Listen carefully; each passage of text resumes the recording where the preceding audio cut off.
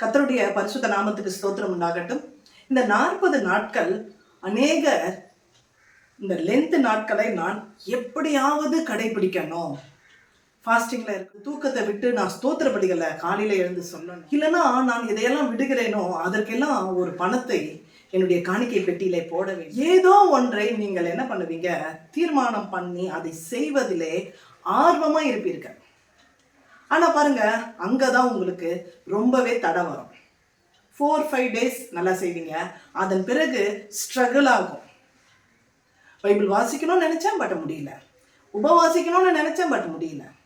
ஏதோ ஒன்று ஃபுட் சம்மந்தமான, நான் கறி சாப்பிட மாட்டேன், மீன் சாப்பிட மாட்டேன், முட்டை சாப்பிட மாட்டேன், இதையெல்லாம் மட்டும் கிட்டத்தட்ட ஃபாலோ பண்ணுவோம். பைபிள் ஜெபம் கண்டிப்பாக அதில் ஒரு தடைகள் வரும். இது எப்படி மேற்கொள்றதுன்னு உங்களுக்கு ஒரு சூப்பர் டிப்ஸ் கொடுக்கட்டுமா? இதை மட்டும் நீங்கள் செஞ்சீங்கன்னு வச்சுக்கோங்களேன், தடையே வராது. எனக்கு நேரமே இல்லை, நான் ரொம்ப பிஸி அப்படின்னு சொல்கிற ஆட்கள் இதை ரொம்பவே ஈஸியாக செய்யலாம். எந்த ஒரு நேரத்தையும் நாம தான் உருவாக்கணும்.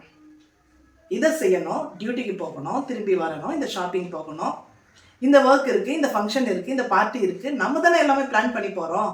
அதே மாதிரி ஒரு பிளான் மத்தேயு 6ஆம் அதிகாரம் 33வது வசனத்தின் படிக்கு பிளான் பண்ணீங்கன்னு வச்சுக்கோங்களேன், சூப்பர் டூப்பராக நீங்கள் இந்த 40 days ரொம்ப அழகாக தேவ சமூகத்தில் அமர முடியும்.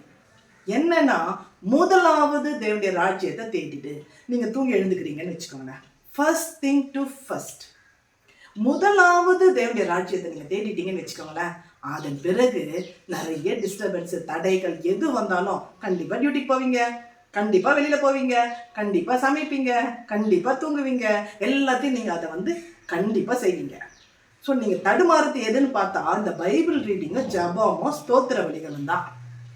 இதை எடுத்த உடனே செஞ்சுட்டா, எழுந்த உடனே நம்முடைய முதல் பேச்சு அது கடவுளிடத்துல தான் இருக்கணும். அப்படி ஒரு வைராக்கியம் பாராட்டுங்களேன், அப்படி ஒரு தீர்மானம் பண்ணுங்களேன். 40 days என்ன 365 days ஃபஸ்ட்டு ஜெபிக்க முடியும். கண்டிப்பாக இதை செய்யுங்க. தேவன் நாம மகிமைப்படட்டும். God bless each and everyone.